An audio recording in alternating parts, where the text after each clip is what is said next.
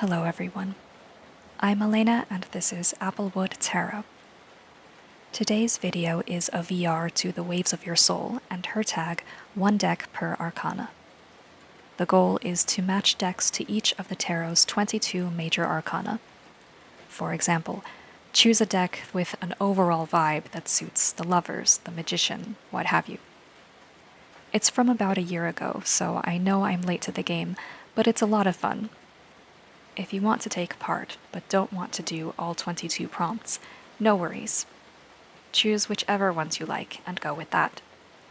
We can all still enjoy looking at decks and seeing others' perspectives on the cards.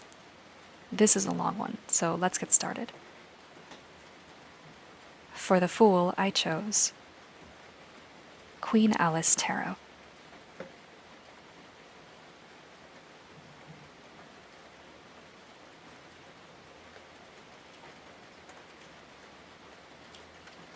This deck embodies the Fool because it's almost careless in execution, in a good way. The art is beautifully messy and inconsistent. Alice is depicted in several different ways. The scenes and characters feel as if they were chosen swiftly, without overthinking it. All of Dame Darcy's art that I've seen has this quality to it. On top of its beauty, it's something I appreciate as a perfectionist who overthinks way too much.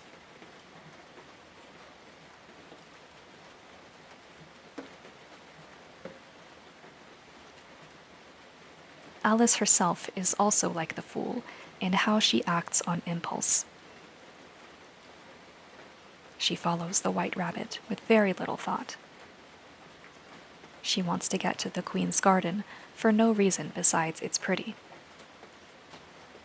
She is shallow and bratty, but she's also generous and willing to help out where she can. She is an honest depiction of a child.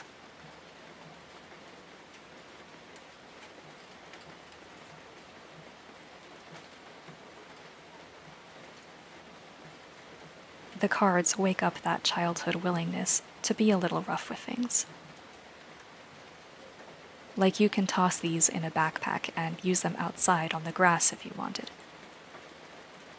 It's like drawing in your diary with a ballpoint pen, adding stickers to all of your favorite things, taping magazine cutouts to your wall. I want more of Dame Darcy's work, but I don't know if I'm cool enough to have it. Also, I would love to see and own a deck of hers that isn't themed. Unless it was fairy tales. Like if she created a deck made from, or at least based on, her already existing art. That would be amazing. It doesn't have to be a tarot. I would be fine with an oracle deck. So if anyone watching this knows her, pass that along.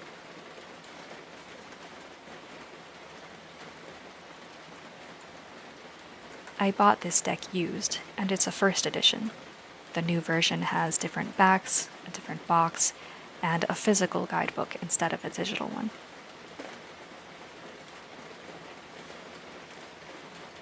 That was Queen Alice Tarot.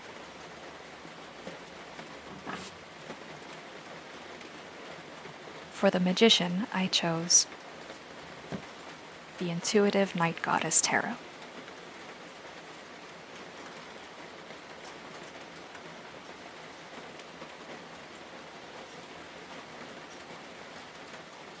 It's usually in order because I do not read with this deck. I use it to create altars when doing spell work. I do not use them as altar cards. Those are cards you place on an altar as a focal point for meditation and whatnot. I mean, when I create a space to work magic, I use this deck instead of other objects to do things like bring in the elements, represent deities, planets, or what have you. Instead of toting around clunky, delicate objects like candles, crystals, and statues, or scrambling to find something to represent my goal. All I need to do is look through this deck, and I'm sure to find something to suit anything. I chose this deck specifically for that purpose. This kind of collage isn't my favorite thing, or the most beautiful I've seen, but it feels like my magic. The deck is quiet. It's solitary. It feels like the void, or at least void adjacent. It's funny because part of this deck's inspiration was night in the desert. I lived there for quite a while, and one of the only things I liked about it is the land at night. More specifically, the mountains. They seem to stir awake after the sun goes down. Their eyes open, and they look up and around at everything they can see. I don't know why they feel this way to me, but they do. It's not the view, looking out at the land below, that gives me any special feeling.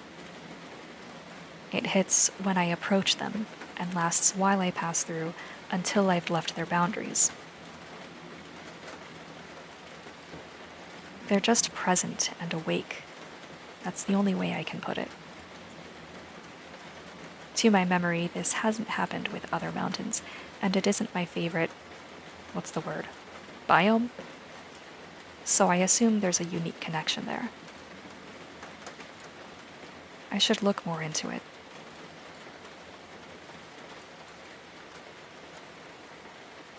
I have an oracle deck that I use alongside this one, and in the same way. They work well together, even though they don't really match in style.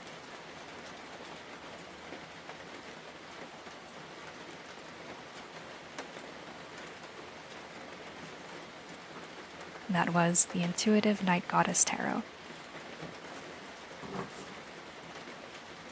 Next is the High Priestess. I represent her with Tarot of the Sacred Feminine.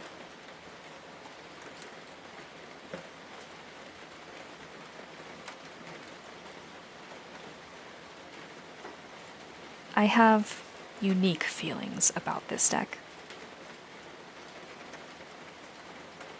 To start with, the artwork is fine. It doesn't offend me, but it isn't a style or even color palette I'm attracted to. Some of the cards are stunning, like the Magician. Some could use work, like the Two of Pentacles.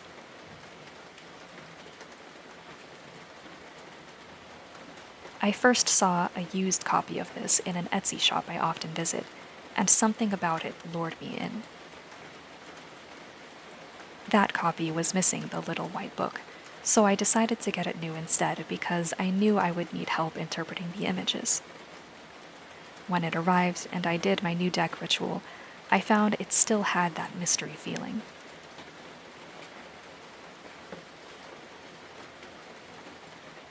It's like something is attached to this deck. I look at it and almost don't even see the artwork. It's more like these are windows. The blinds are closed, but I can tell something is on the other side. I want to look around with them, like in those video games where you use a camera to find ghosts.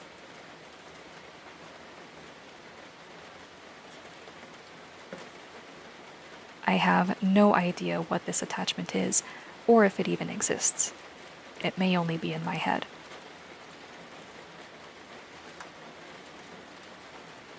I've had no unpleasant experiences with it. I have another goddess deck, so it isn't my response to the subject matter.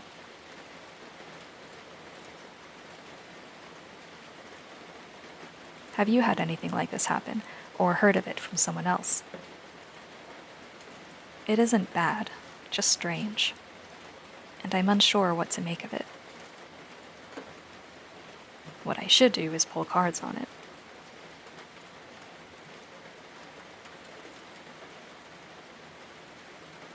But that's why this deck is the High Priestess. There's a mystery to it that can't fully be explained, only experienced. Work and study must be put into it in order to gain fluent understanding.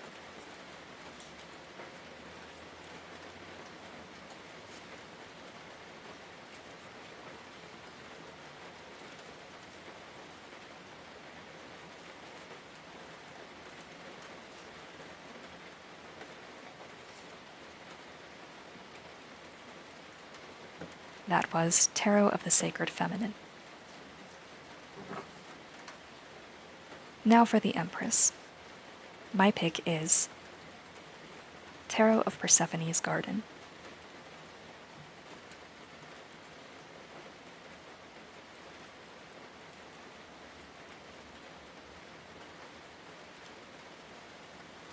This is the first edition.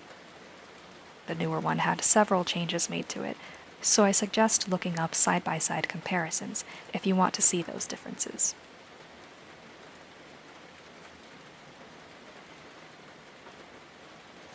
This is sensual and rich, in a way that only art from this era produced. I can practically smell the fruit and flowers coming off of it.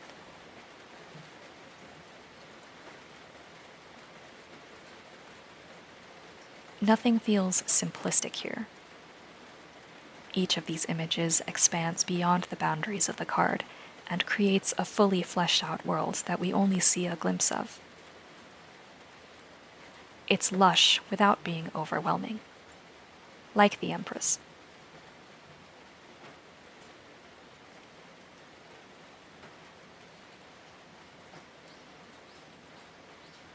There are a few decks out there that use this style of painting. They often even use the same images, like the Tarot of Aphrodite, the Tarot of Delphi, etc. I love this style, but those other decks didn't quite do it for me. So I held off, even though I wanted my own bit of that world. This was another time when holding back paid off, because not long after saying no, I encountered this deck, and it was the one. You know it's right when you're satisfied to the point of having no desire to even consider anything else. This deck is that for me, in this particular style.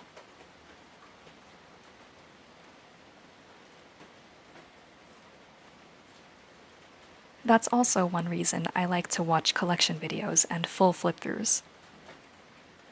They show me that I can like a deck and be glad it exists, but that I don't need to own it to appreciate it. I find deal breakers just as often as things I like, so I would never begrudge someone for owning and enjoying something I want. We're just sharing our treasures here. Keep a cool head and a clear perspective, and the evil spirits of consumerist greed will have a harder time getting to you.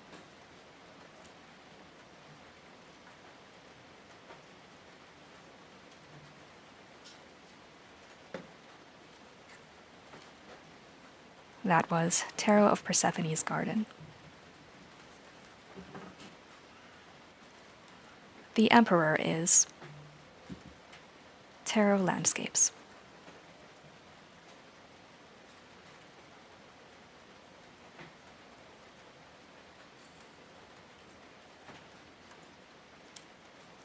This is up front.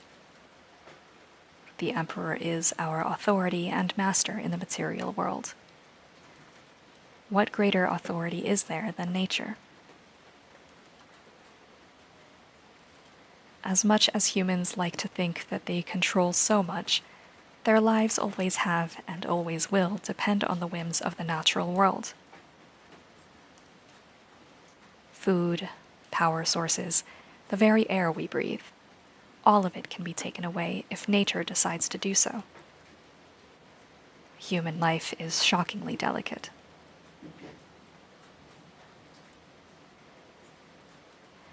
That being said, we see evidence of human life in this deck. Nature hasn't killed us off yet. This isn't about humans versus the world, It's humans in harmony with the world.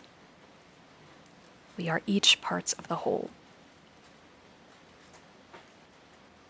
There are ways to coexist peacefully with nature, but not if we continue to see ourselves as the main character, to the detriment of everything around us.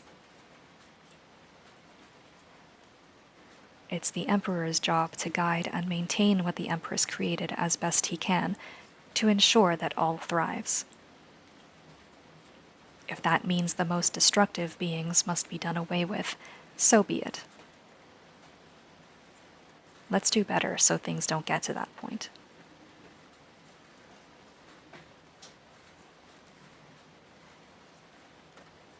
Look at how peaceful these images are, even the sad ones. There's a calm and nobility here.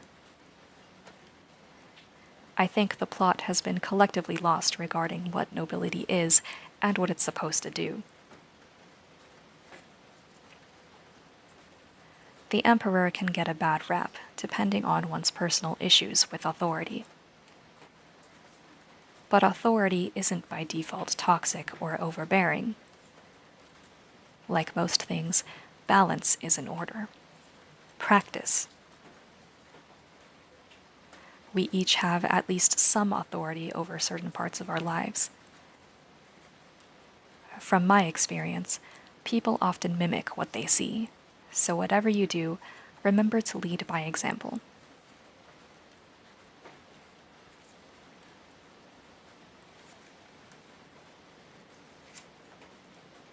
That was Tarot Landscapes.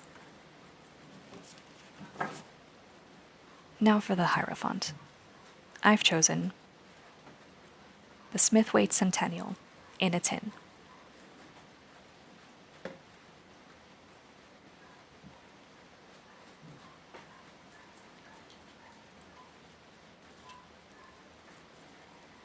This is my only copy of a straight-up RWS. It's a tarot standard and lasting inspiration for a vast amount of decks.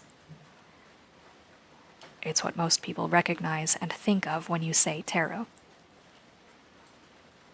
So many people are bothered when a deck isn't based on some version of this one.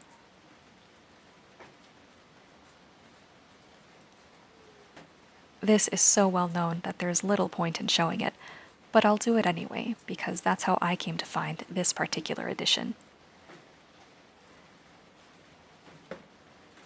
I typically dislike the Waitesmith.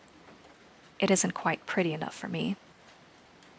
Then a few years ago, I saw a collection video by Servant of the Fates. She has several versions of the Waitesmith, and this is the only one that caught my eye. I don't even like the full-size version of the Centennial. Only the tin size makes it attractive enough for me.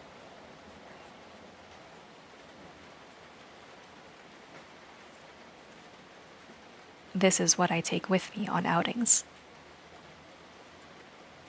It's small, it's reliable, and I have no complaints.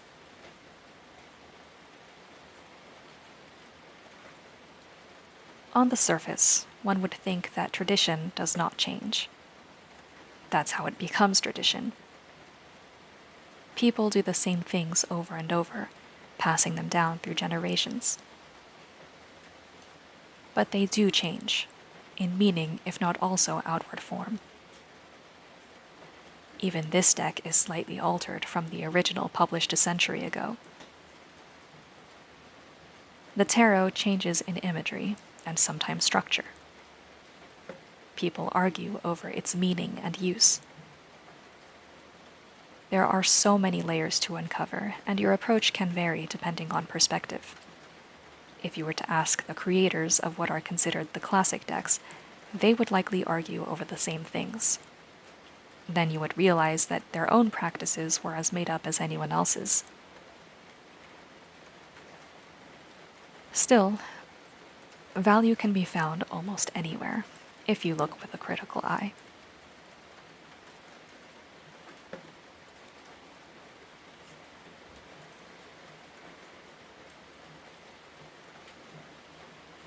That was Smithwaite Centennial Tarot.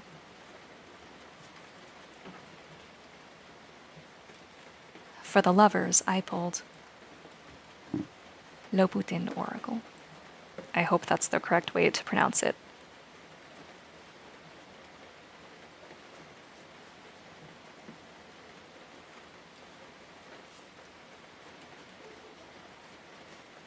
This deck is PG-13, so if you plan to gift it to someone, please make sure that it's appropriate to do so. It is intimate, but it's meant to be seen in a mostly solitary way.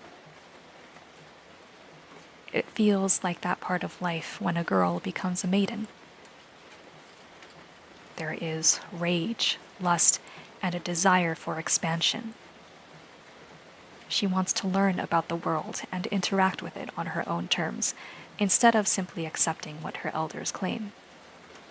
This is much like the Garden of Eden story depicted in The Lovers. It also reminds me of Persephone. The modern assumption that maidens and their stories are all about a weak damsel marrying a prince are incorrect. Look deeper.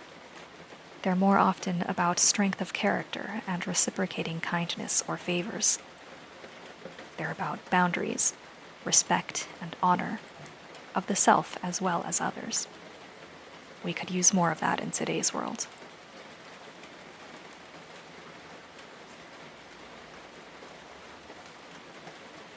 That was Loputin Oracle.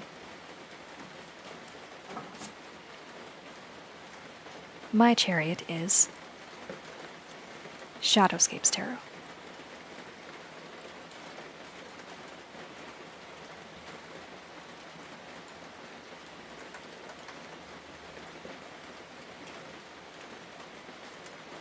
This is another, more personal than aesthetic choice.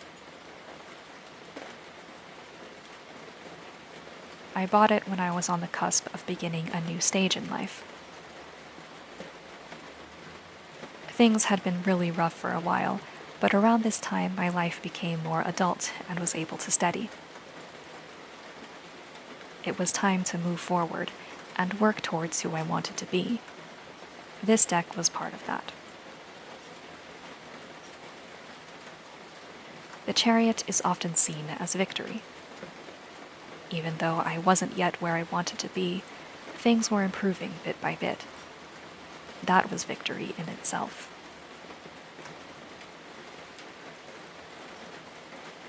I am immensely grateful that I got out of the situation I was previously in. I've known some tough times since then, but never as bad as before. I consider that one of the biggest wins of my life.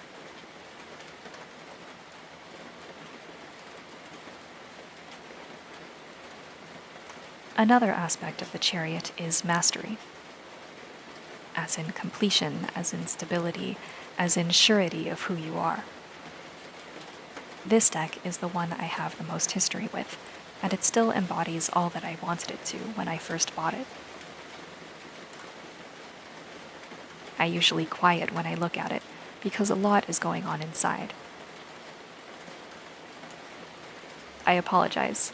I know that can be really boring for a video where you want to hear someone's thoughts. But I won't say more about it because it is personal, though it's part of why this deck means so much to me.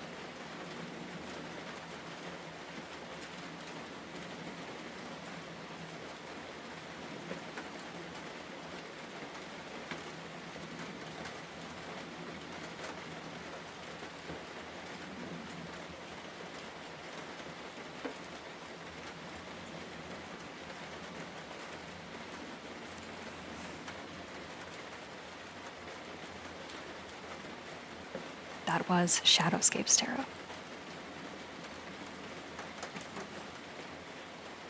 For strength, I chose Enchanted Tarot.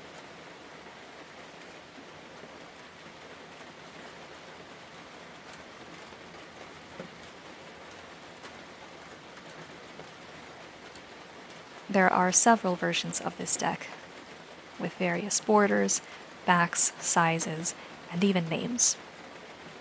This is the one I like.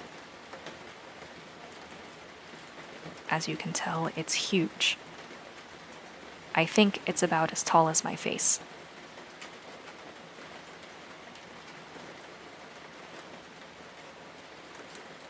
Each of these images were physical tapestries that the artist created by hand. I imagine it took a long time to put each piece together. That's why it represents strength. It's gentle persistence towards what you know is right. One needs fierce dedication to complete something like this. And perhaps sharp tools used with care.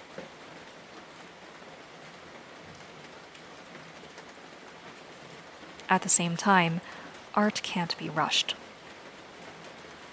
Maybe that's why it took 25 years for an edition I'd like to be published.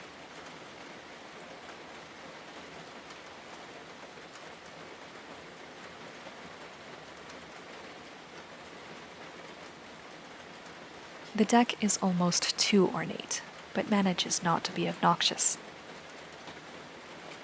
It feels like structured femininity, if that makes sense. I picture it belonging to a Victorian lady who hosts tarot readings in her parlor. I can see them having a gossip session, asking the cards about the latest scandals, then following up with something grim like figuring out the identity of Jack the Ripper. Because of course they would.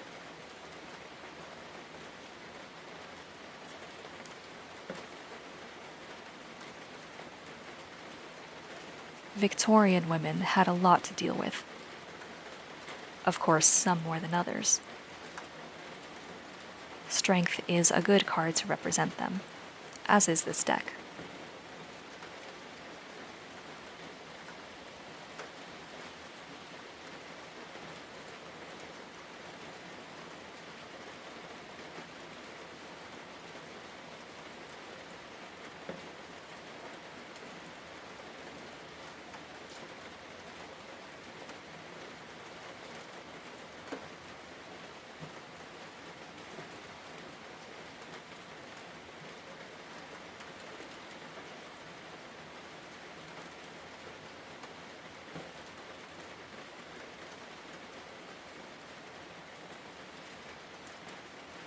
That was Enchanted Tarot.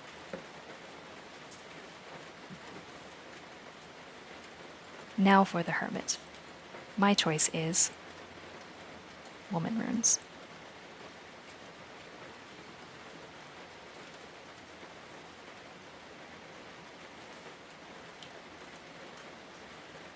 These are symbols created by Shakina Mountainwater and published in her book Ariadne's Thread. She invited readers to draw them on index cards and use them as a deck however they wanted. I've seen a few things like this, where writers make up their own system and offer it to the world, but this is the only one I've felt called to try out. Of course, it was only after I made these that I found someone had published a proper deck with added symbols. That was also invited in the book. But I didn't really like that one, so I'm glad I made my own instead.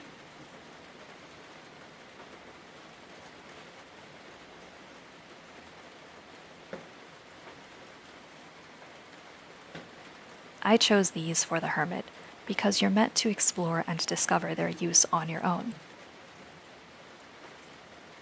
Some of these are based on the tarot, so there is a starting point, but for the most part you bring your own knowledge to them and build on that. It's solitary work, as was creating the physical cards.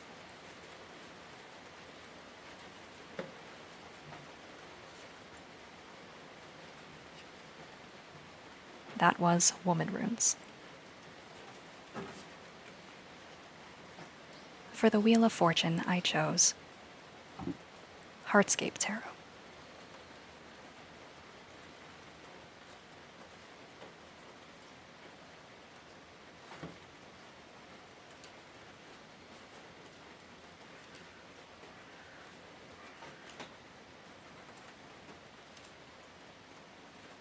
I've noticed that knockoffs of this deck seem to be fairly common, so please use discernment if you go shopping for it. This is the second edition, which has different backs and different art on the box.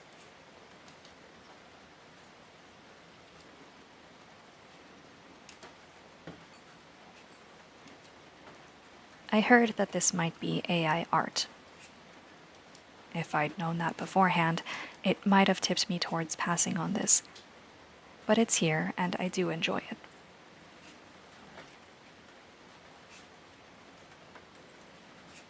This is my Wheel of Fortune, because the imagery can be hit or miss at times. Not that it's bad. The cards are very pretty. It's more that I feel I'm wandering in someone else's dream, so it doesn't speak quite my speak. But I've had very good readings with this deck, so it absolutely works. I just need to be attentive.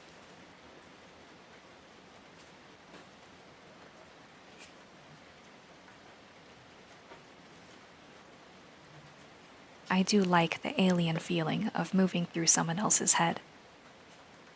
It's an odd sensation and requires more effort to make sense of things. This is like the wheel. It isn't our place to make it our own. We only ride it the best we can. It also puts me back in a place where I feel like a beginner in tarot. I should know what the images mean. They're supposed to be easy enough to understand. But symbology is something that took me a very long time to grasp, and for some reason this deck puts me back at the starting point.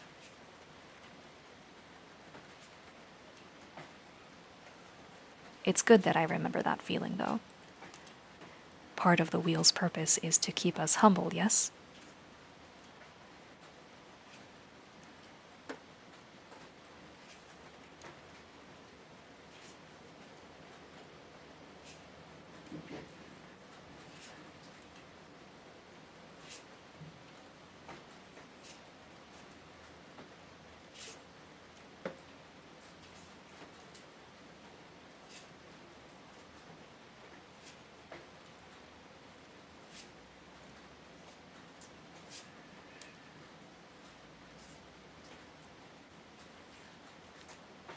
That was Heartscape Tarot.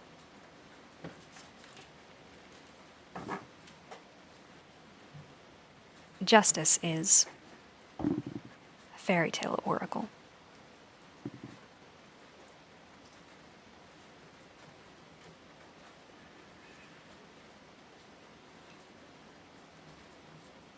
I chose this because fairy tales have their own way of working things out. Yes, in them, bad things happen to good people.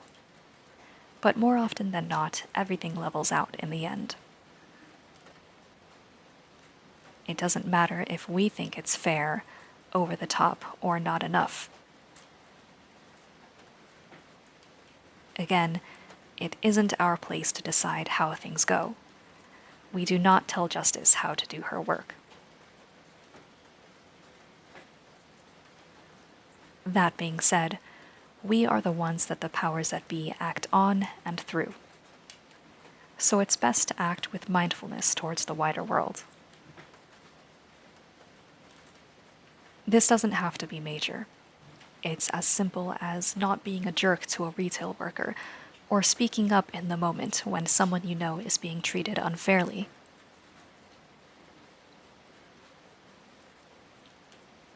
Fairy tales teach us that all actions have consequences. Make sure yours are good.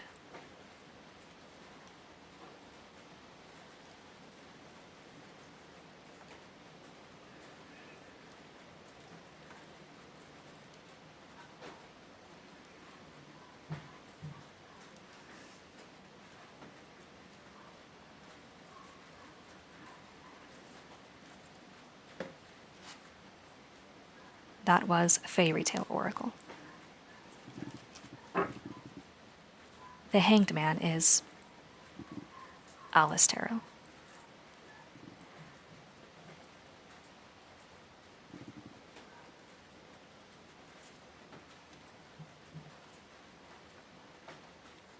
The Hanged Man is topsy-turvy. So are Alice's trips to Wonderland. But not only that. The Hanged Man gains a new perspective from his upside-down position. I've already shown one Alice deck. This one is a different way of blending her stories with tarot. The Moon card, for example, shows her fall through the rabbit hole. In Queen Alice Tarot, that scene was assigned to the Four of Cups. They both work, it's only a matter of how you view things.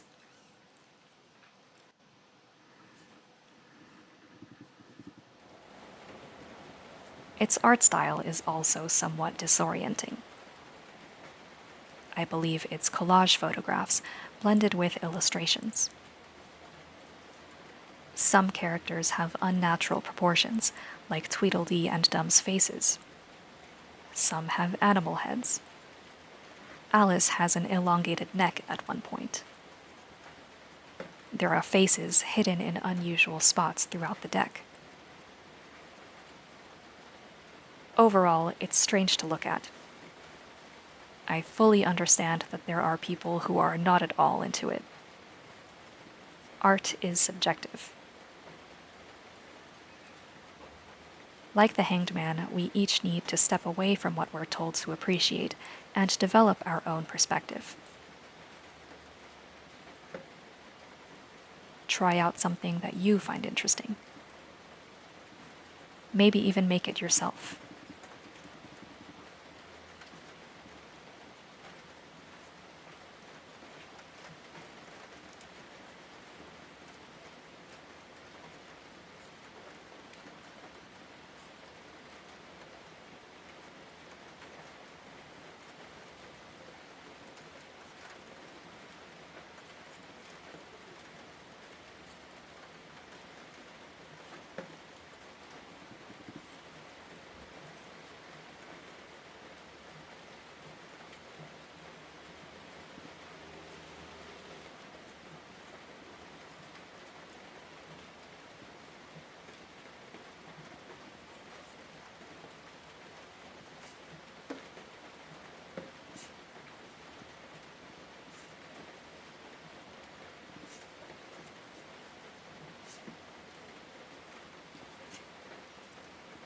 That was Alice Tarot.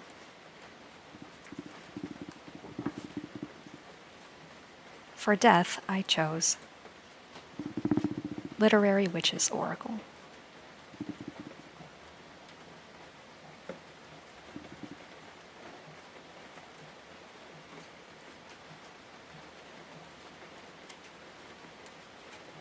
This deck features female authors that had witchy vibes in one way or another, regardless of whether or not they would have called themselves witches.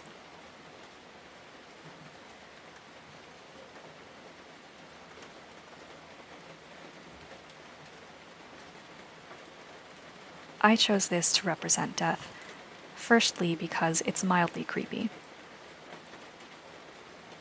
Also, most of these women are dead. In theory, the deck could be used to contact them from the other side. But more importantly, literature itself well suits death's meaning. If oral traditions are considered to be living, it follows that literature, words that stay, that do not change, is dead. But from these dead words come enrichment and endless inspiration. Reading brings imagination to life. Books plant seeds in us in a way that nothing else does. We learn and evolve from what came before, put down to paper, clay, stone, and whatever else.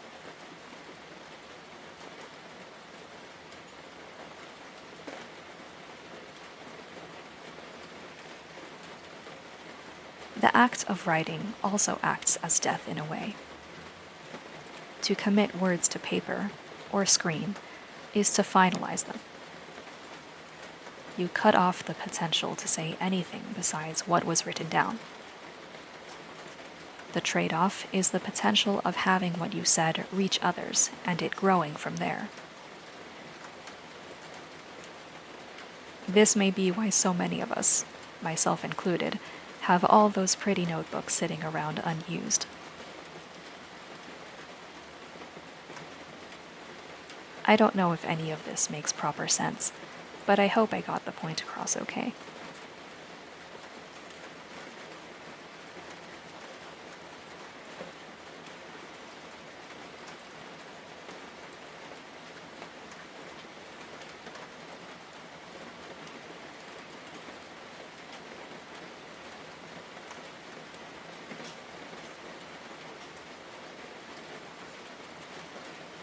That was Literary Witch's Oracle.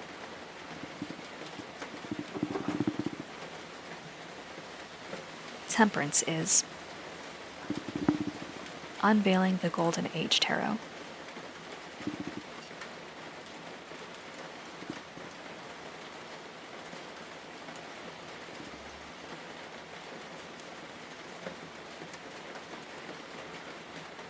I would describe this deck as Cosmic Fairy. There is a strong focus on spirit evolution and deeper living. It's a very as-above sort of deck, if you get my meaning. I suppose my so below would be Storyboard Tarot, but that's beside the point and not in this video.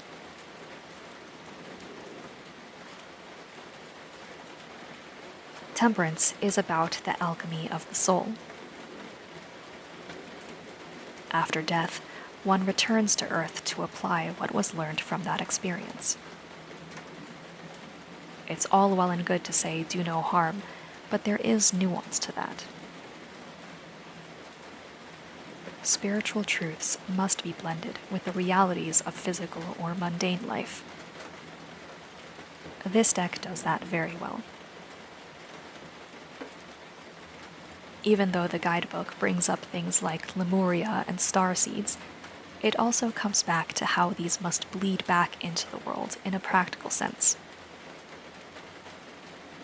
It emphasizes that the spiritual stuff is vital and great, but the physical world we live in right now also needs us to change for the better. We must be brought into balance and harmony, both in body and spirit.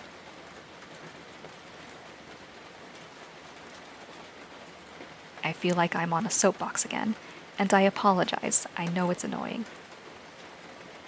It's just that these things are very important, and I don't think enough people have a high enough baseline in regards to acting mindfully towards the earth. It's near impossible to not be a hypocrite. Here I am showing off material items, and I don't even want to think about the resources YouTube servers eat up.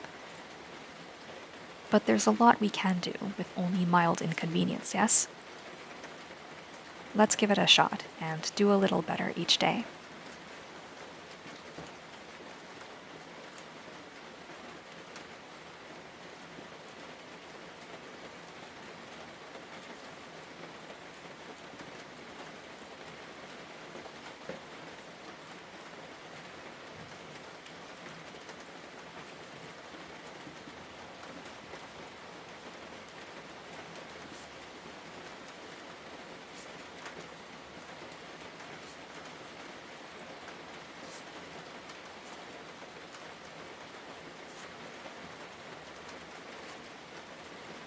That was Unveiling the Golden Age Tarot.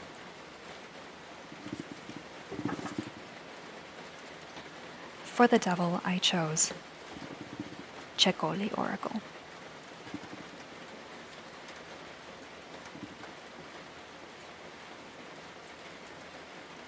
There are a couple of cards here that may be unsettling or upsetting to view, so skip ahead if you like.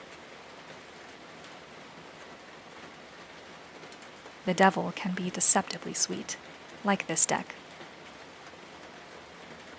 Its style is very cute and girly. But no matter how deep we bury it, there is a darkness to us.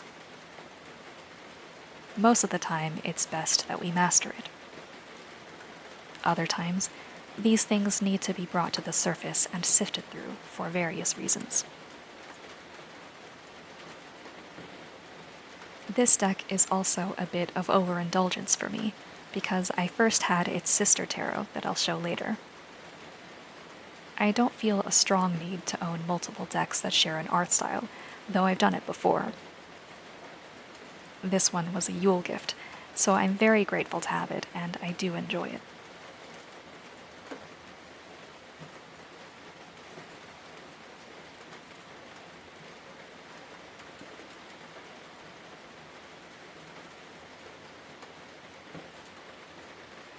That was Checkoli Oracle.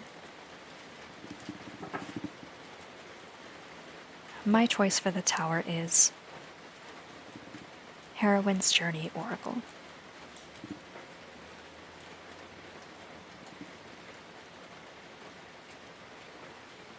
This one isn't particularly graphic, but there are a few cards that are challenging to look at, so skip ahead if you need to. The Tower is one of those cards that many people dread to see in a reading. It takes courage to push past that and understand what it's actually saying. This deck is like that. It's not one I would pull to read for others with under typical circumstances. But for myself, I find it fascinating. There is pain that is acknowledged, so it can be worked through. Denial can get you places, but you'll never be whole if you constantly reject or ignore those important parts of the self. If you're up for it, I suggest pausing at a card that may make you feel reactive. Just look at it and observe the feelings that come up. Then look at a card you respond positively to. Let it sink in and return to peace. Maybe no one else reacts to this deck the way I first did, but maybe you're curious and want to learn more about it. Let me know if I should do a walkthrough of this or any of my decks. Maybe I can do a few sample readings too. I feel there's someone who could benefit from hearing from this particular deck right now. Or I'm just crazy. That was Heroine's Journey Oracle. For the star, I chose Journey Oracle.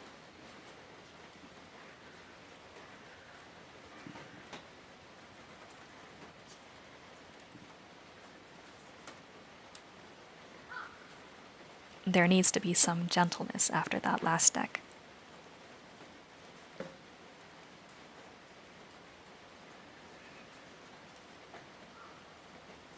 The star is about continuing to move forward, giving of oneself even when it feels that your entire world was stripped away.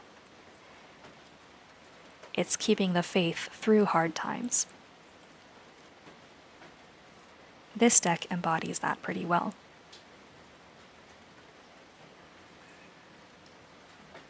I've said before that the imagery feels like a children's book, but there's an underlying sadness or melancholy to it. Still, it's very action-based. The titles are things like dare, trust, calm, yes, no. It's emotional, but can also help with decisions. It keeps you moving with softness instead of demands. I think it's what they mean when people describe hug decks.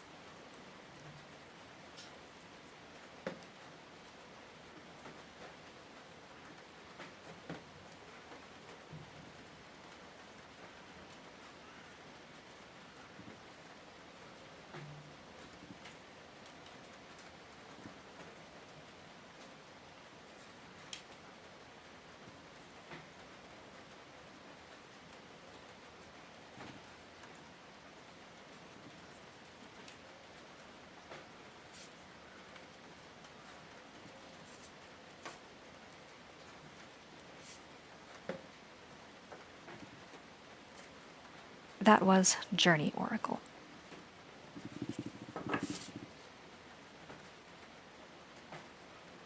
The moon is Nicoletta Ceccoli Tarot.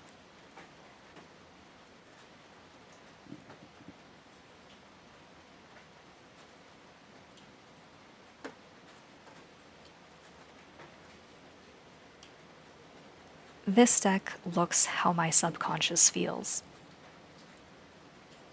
It looks like my dreams, and how they make perfectly normal, innocent things feel like this.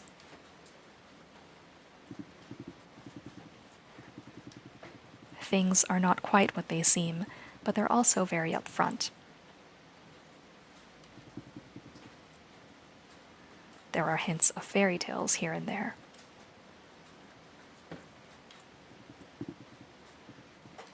If you've seen Madoka Magica and remember how the witches' labyrinths were, and understand why they were that way, this deck has similar vibes, even though it's a different style. Like the moon, it's both feminine and not quite safe. It's also polarizing. People seem to be either enchanted or repulsed by this artwork.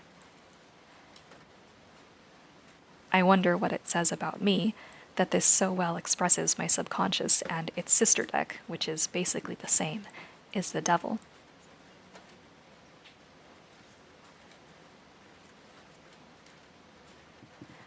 I don't think I can properly put to words further thoughts on this. It's the moon, after all, by nature difficult to understand and describe.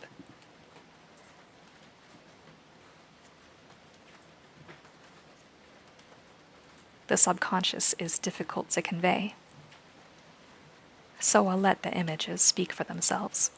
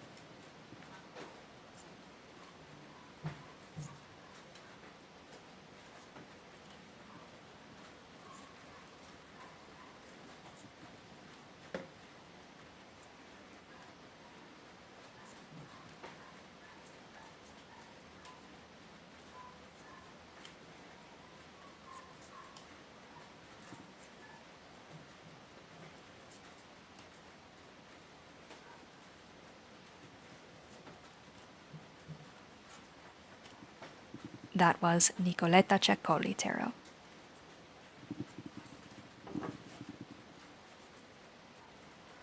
The sun is Fairy Wisdom Oracle.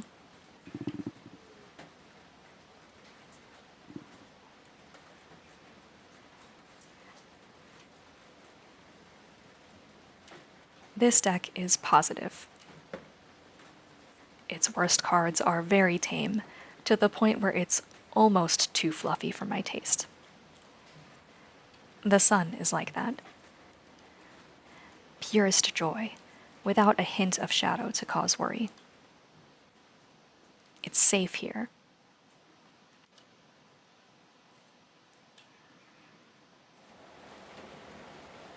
There's also the aspect of being like a child, open and without the heaviness that comes with adulthood. There was a specific point in my life when this deck's artist, Amy Brown, had a lot of her stuff selling in Hot Topic. I couldn't afford much, certainly not everything I wanted, but it was still fun to look and long after pretty notebooks and things like that. Using this deck puts me back in that mindset. I had more attitude back then, to use that old term. I need to nurture that part of myself more.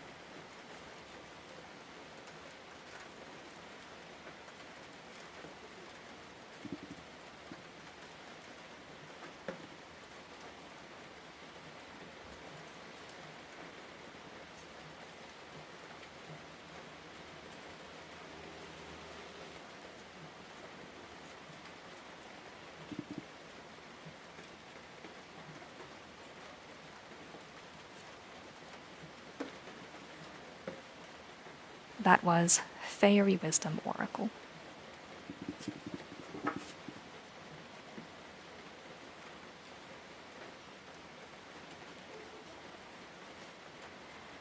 Finally, the world. I chose Fairies Oracle.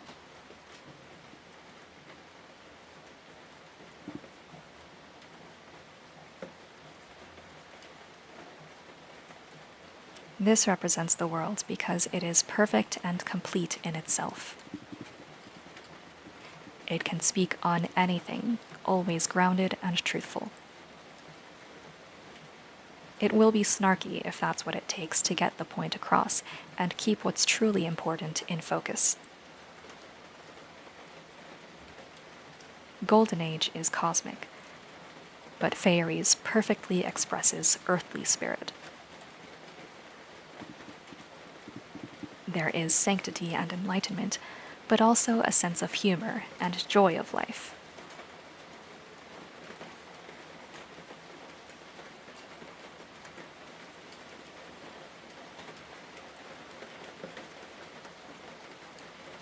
I am so full of love for this deck, but when it comes time to speak on it, it's like there's a rose at my mouth.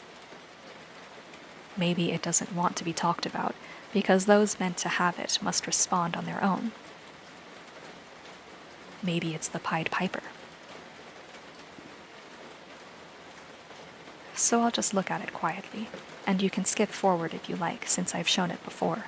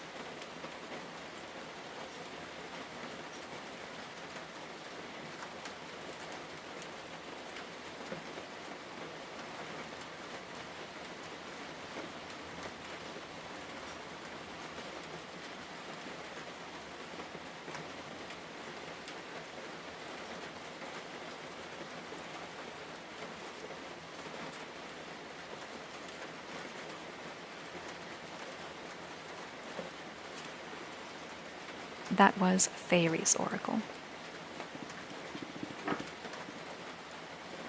What a feat. Those were my picks for one deck per Arcana.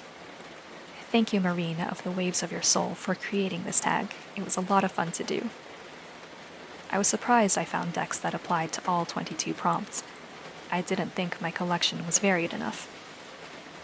And thank you all for sharing your time with me, especially if you stuck around to the end. I really appreciate it. Check out the Waves of Your Soul if you want another deck goblin to follow. She has a very interesting taste in decks. Thank you again, and see you next time.